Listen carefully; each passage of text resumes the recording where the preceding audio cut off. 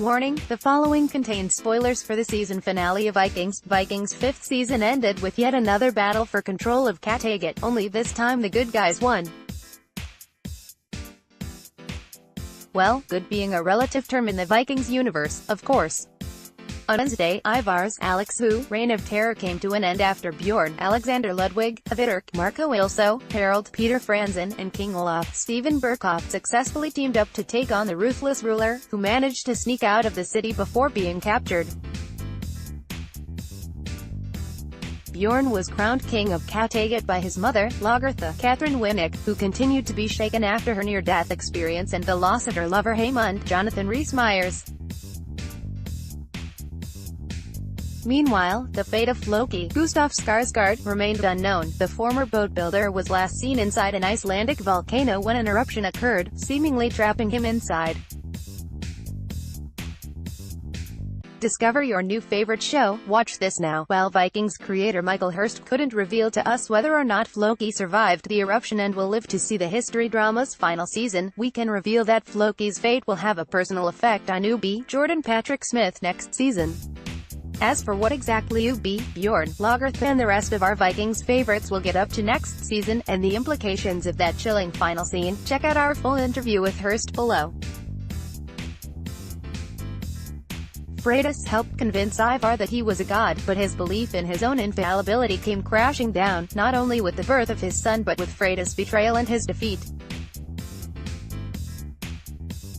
How will this all shift Ivar's state of mind and fuel his next moves in the final season?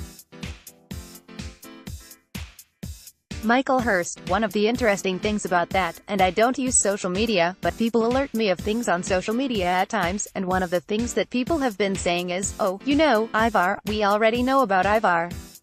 He's not as interesting as Ragnar was. It's a bit two-dimensional, and I think what we're going to see is that is a prejudgment too far. That what you're going to see, right from the start of Season 6, is a very different side of Ivar. He's going to reveal different aspects of his character, and one of the reasons for that is that he comes across as someone who's even more ruthless and brutal than he ever could be. So Ivar becomes, in a way, much more interesting. We find out different things about him. He forms a new relationship, which is a very interesting relationship, in which he has to take responsibility for someone.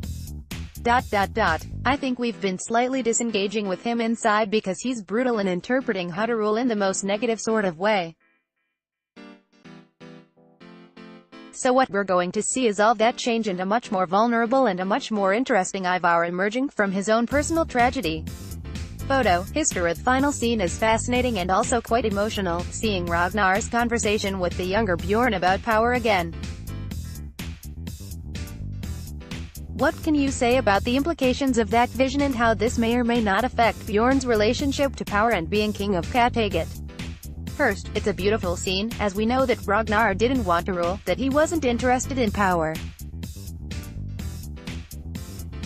I think that, by contrast, Bjorn is interested in power and feels that he probably has an agenda, how he's going to deal with power. But it does set up a situation in which, right from the start of the 6th season, you realize how circumstances can go against you. Whatever you think you're going to do, you might not be able to do that. Power is very tricky. We've seen how Ragnar tried to use it. We've seen how Ivar tried to use it. When Bjorn tries to be very, as it were, liberal, very inclusive in ways that Ivar wasn't, he's trying to be a much better ruler than Ivar. He comes in as a much more popular person, but almost immediately he's forced into some decisions that are crucial, but they're incredibly difficult decisions he has to make. And if he gets them wrong, it will affect the rest of his rule and how he thought his rule pans out. I'm not saying, but it may be that he does make some bad decisions and it is going to impact on him. So, I think in a way I am interested in power and its expression. But I do think that power itself is much more complicated than you'd ever think about. On Game of Thrones, it's just all you need to do is get the throne and then it's sort of sorted. The great thing about Vikings is once you get the throne, that's the beginning of your problems. That's what Ragnar is telling Bjorn as they sit on the mountainside. It's only the beginning of your problems, and so it proves. Vikings to end after season 6, but follow-up series already in the works. The episode is called Ragnarok, which is the end of the world in Norse mythology before the world resurfaces and starts anew. Was this finale hitting that darkest point, and will next season be about rebuilding, or is more destruction still to come?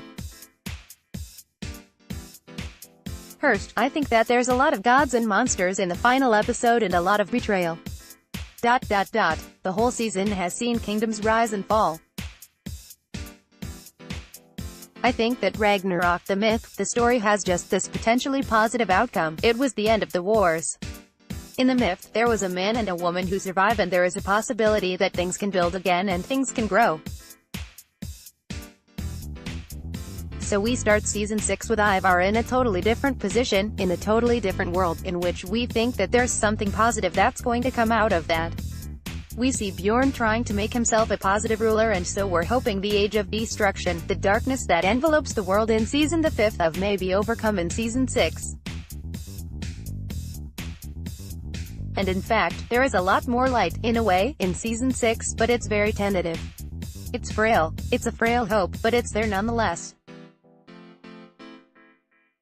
Ubi managed to achieve Ragnar's dream of settling Vikings in East Anglia. Now that he's fulfilled that goal and taken back Kattegatt, what's next for him?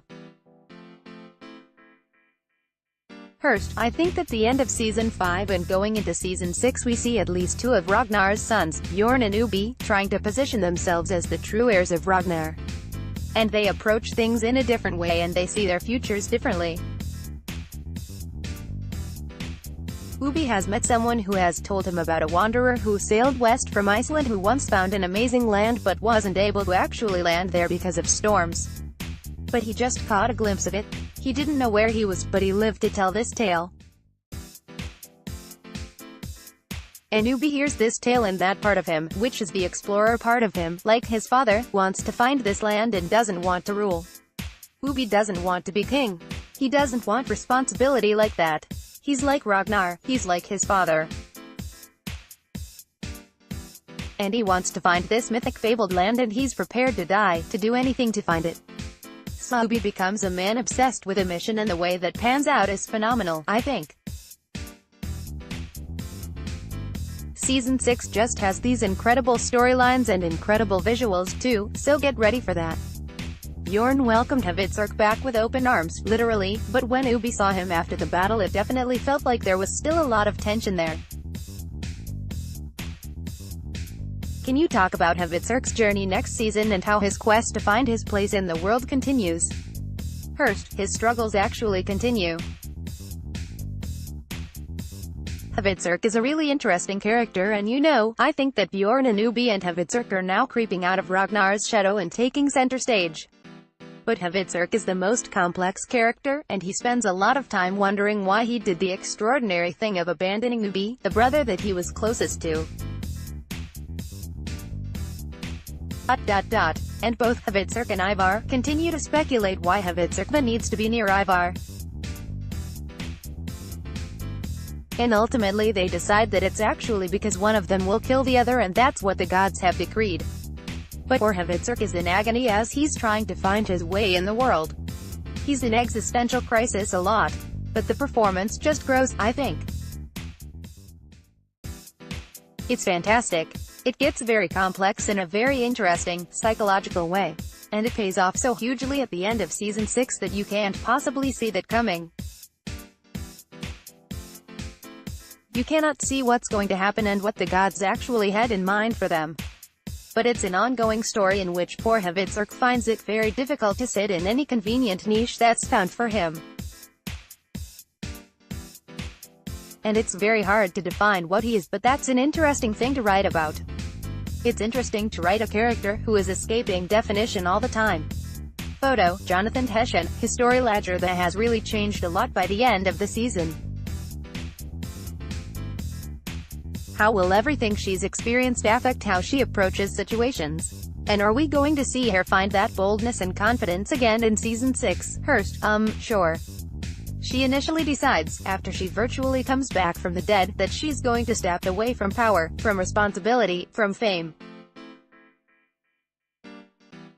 There's actually a meeting in the beginning of the first episode of Season 6 in which the winners of the battle for Kattegatt decide what they're going to do, and she says that she's going to retire, that she's done enough, that she's weary, that she nearly died, that the people she loved are dead.